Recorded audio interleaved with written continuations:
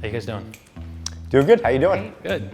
Thanks for joining us, Charles. Do you go by Charles or Charlie? Charlie, please. Awesome. I'm Joe Camberato. Your business only has one big problem. You need money. I've helped business owners complete over 27,000 transactions and have helped them secure over $2 billion in funding.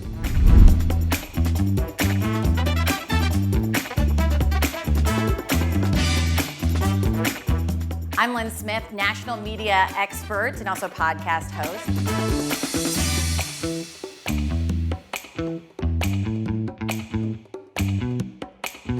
I want other people to understand their story and how powerful it is, so I'm going to show these contestants how to sell their story to Joe.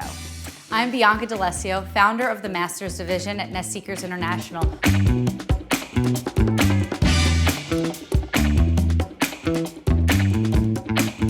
I want to make sure that they have the right foundation, the right support, and the right infrastructure to support all of their expansion goals.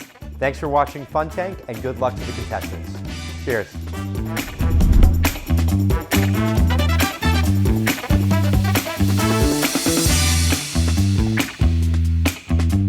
Fun Tank is presented by National Business Capital. To work with Joe's team, go to nationalbusinesscapital.com/funtank.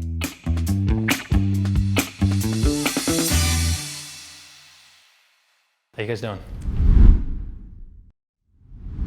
Doing good. How you doing? Good. Thanks for joining us, Charles. Do you go by Charles or Charlie? Charlie, please. Awesome. All right. Only your mom calls you Charles. Only when she's angry. Well, we'll stick to Charlie. There you go. Awesome, man. Well, thanks for being on the show and coming out. So, why don't you kind of tell us, like, what's your backstory? How'd you get started? So, I actually have a medical device sales background, interventional oncology. A buddy of mine had purchased a ancillary cannabis distribution company out in California. Didn't have any sales experience and brought me out there to basically start the company from scratch. Kept the name, kept the inventory, but kind of, stripped everything else down. So we started from scratch, did it for about 3 years we were there. We had a ton of success. The company that owned that company started having some financial issues, and there were also some little issues that we saw that we felt like we could do better. So fast forward to October of 21, I saw an opportunity to be able to come back to the East Coast where I'm from. Now at this point I was going back and forth, but to kind of set up shop on the East Coast and start my own thing and service the customers how I felt like they deserved and wanted to be serviced. Also with being on the East Coast, this is an emerging market within an emerging market with things going legal here. So as it stands right now, there's no branded distribution companies on the East Coast, or the Northeast, I should say. So the opportunity that I saw was we were able to service these customers on a different level than they've been serviced before. Day one distro. Yeah, so ancillary cannabis. So we don't touch the plant, so we do all the accessories. So we can service every state. Grinders, pipes, glass. We do some consumables, like some derivatives of cannabis. We do some infusers machines that you can make edibles with. We also do a lot of vaporizers. And then also storage, backpacks, duffel bags, jars, things like that. We mostly sell to head shops, dispensaries, some hydroponic shops as well. Why Day One? What's behind the name? So my partner has been my best friend since religion class. And Day One? Yeah. That's where that came from. Nice. That's great. And what's the distro? What's distro? Distro, so Okay. distribution. Ah, got it. Okay, Yeah. now it all makes sense. Yeah. Okay. Why this? Why cannabis? So it's an exciting industry to me because it's somewhat unknown. The opportunity, the ceiling is unknown. I don't think there's many industries right now. I'm sure there's a couple that don't come to mind that I'm not familiar with, but there's not many industries that I can think of where we know that 6, 10, 20 years from now, the industry is going to look totally different. And that means there's a ton of opportunity. I got an inventory problem. I want to grow at a much quicker rate than we are right now. And without the capital, I'm growing at a significantly slower rate than I would like to. With this money, what I would be able to do is pull a lot of my customers from my competition. I'm currently sharing customers with my competition because I don't have the capital to grow my product offering, and I don't like sharing. Why are you here before Joe? Like, what needs to take you to the next level? So I poured my whole life savings in this business, emptied everything out, came back out here. Really where we're at right now is we need more inventory. More inventory will help me increase how robust my catalog is. What's going on now is we do really well with our existing customers. We have an average order size of about $1,000 per customer, and we average about 75 to 100 orders a month. So the quickest way to increase business, in my opinion, would be to get more products to increase average order size, as opposed to going out and getting new customers. Now, with more products, I will gain new customers organically, and we do constantly open up new accounts. What does your team structure look like in terms of how many people do you have sourcing the inventory needs, studying the market, and then what is the sales process to those customers? Sure, we offer the transparency. You have our cell phone numbers. I always use the line, and all my reps do. Call me anytime, day or night. Give me a shout Saturday night and see if you don't hear back within 24 hours. And we dare our customers to do that because we take pride in that. So the industry's lacking professionalism and I don't want to say professionalism, I don't think that's fair, but I think what it's lacking is a certain level of transparency and customer service. Yeah. I think that's really what it is, and infrastructure and experience. It's a very new industry, and a lot of people have had a lot of success in it that haven't been in other industries. But I guess all these head shops have been all throughout the city and all over the country. So those distributors aren't like go-tos for this stuff? Like how is that not like automatic competition no matter where you go, anywhere in the US? I mean, head shops have been around forever. So head shops wouldn't be the competition. The competition for me would be the distributor, where the head shops are getting their products from. As it stands right now, so you're supplying the distributor? Correct. Well, I do supply to distributors, but head shops like smoke shops, those guys are buying from distributors. They also buy direct sometimes from I call them the vendors or the manufacturers, the brands. Yep. Some of these chain shops will actually go directly to China and manufacture their own stuff. That's probably a market I'll never be able to grasp onto because there's no reason for me to middle that. When we started this business, me and my partner both dumped our entire life savings into this. We moved across the country back from California to New York. Shortly after that, me and my wife I found out my wife was pregnant and we welcomed a child into the world. So in order for us to really be able to survive, in order for us to really be able or for me to even be able to support my family, we need to get this business to $2.4 million. And with this capital, that will help us get there. I do believe we will get there down the road, but we need to do it quicker, and this capital will get us there in a much quicker time frame. I put my whole life savings into this thing. This has to work out.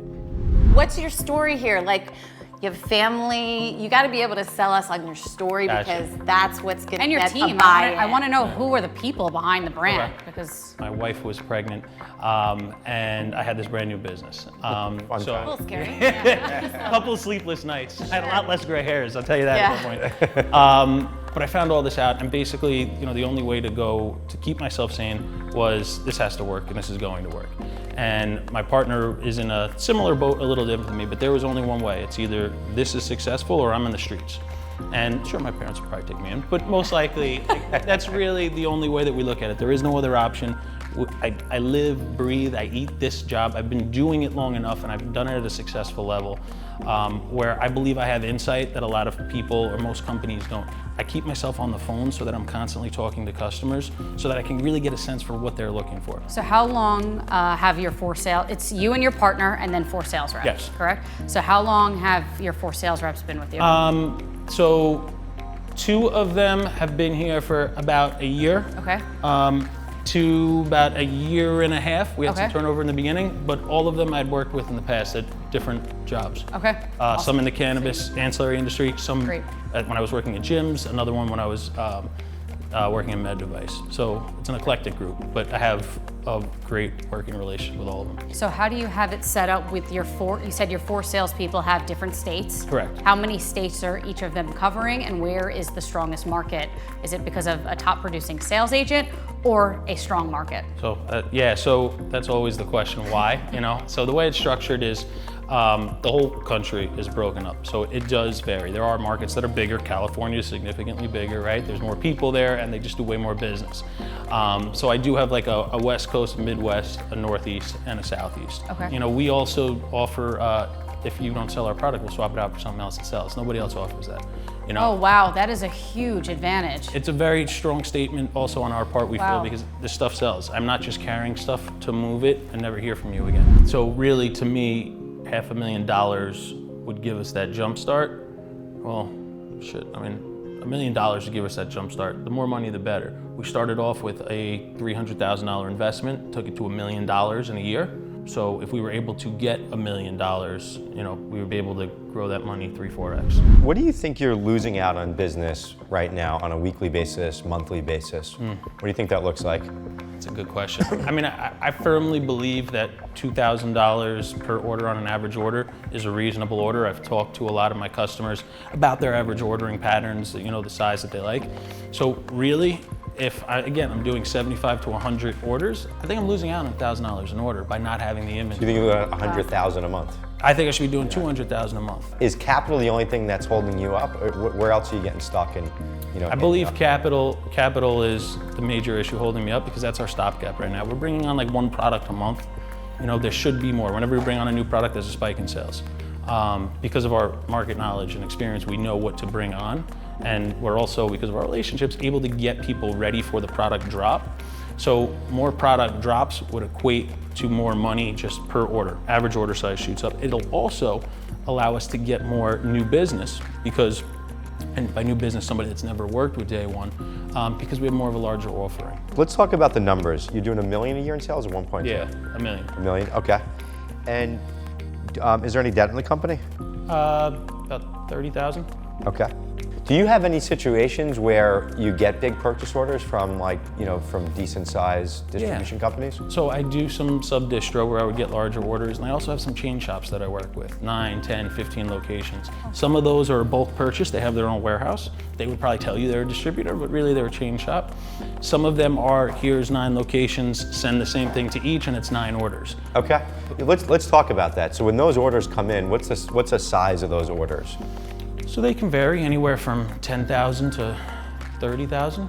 How long does it take you get that purchase order, how long does it take you to go buy that product, get it, and get it delivered to that distribution company? So I don't typically have to buy the product. There are instances when I do, but ideally it's sitting there in the warehouse. So if it is sitting there in the warehouse, the turnaround time is 24 to 48 hours still. How long does it take you to get paid? Right away. So are they paying you beforehand or are they paying you as soon as they get the product? It varies, but what I typically look for is right when it's ready to ship, they pay me. How much money do you think you need right now to get these initial inventory buys? What does that look like? So I think at a minimum it would be 300,000 to make an actual impact. How many products are you looking to increase your catalog by? We'd probably bring on the same, we'd probably be looking for another 5,000 or 6,000 SKUs with this money because we are looking for products that will be a little bit more lower cost.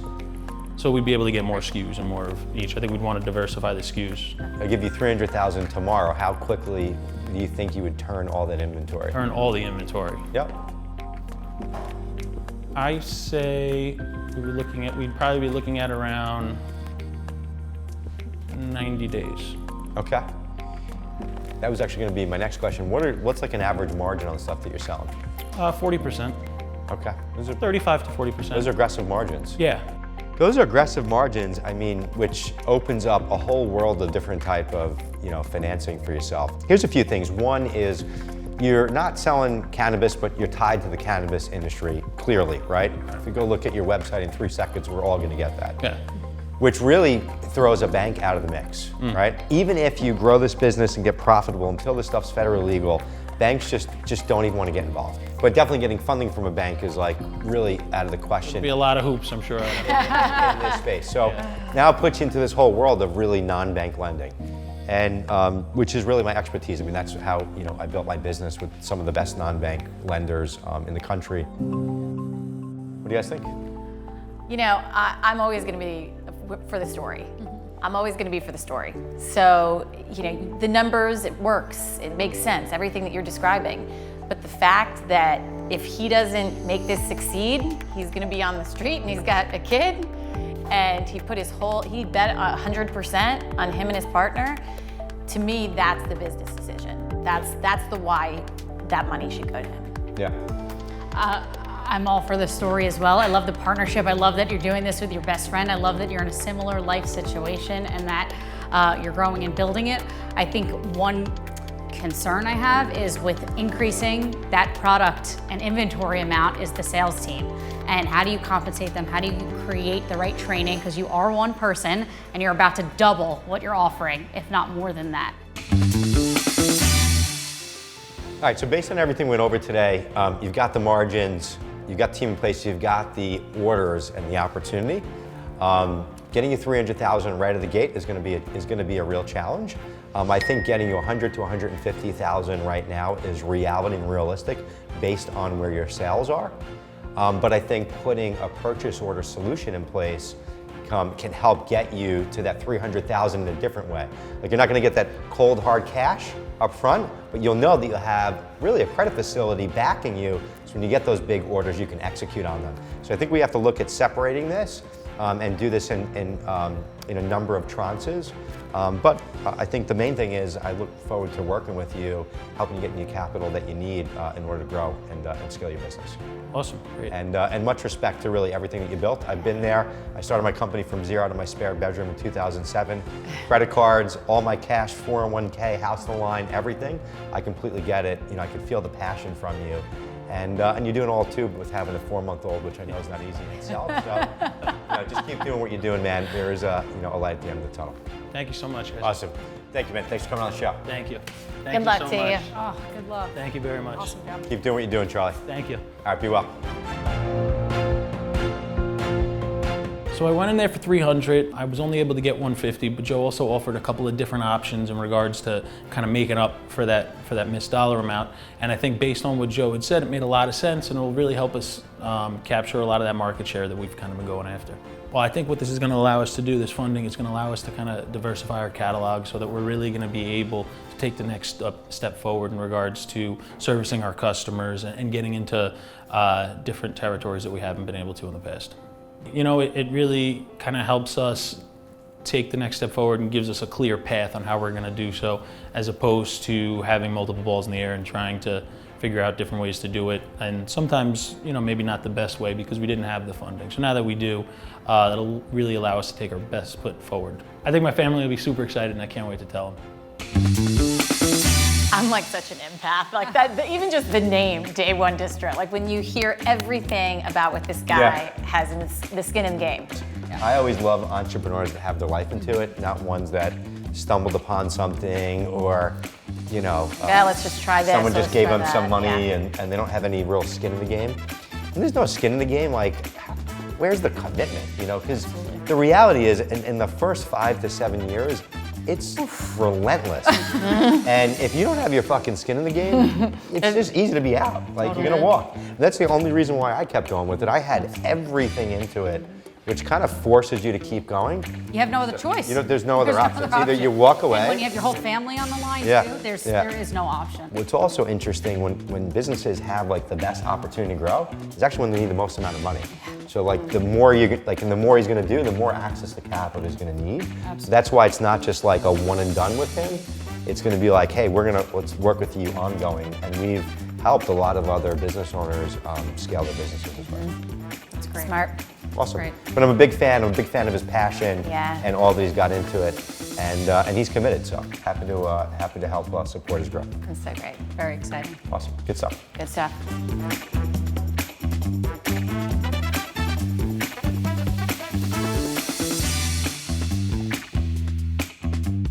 Fun Tank is presented by National Business Capital. To work with Joe's team, go to nationalbusinesscapital.com/funtank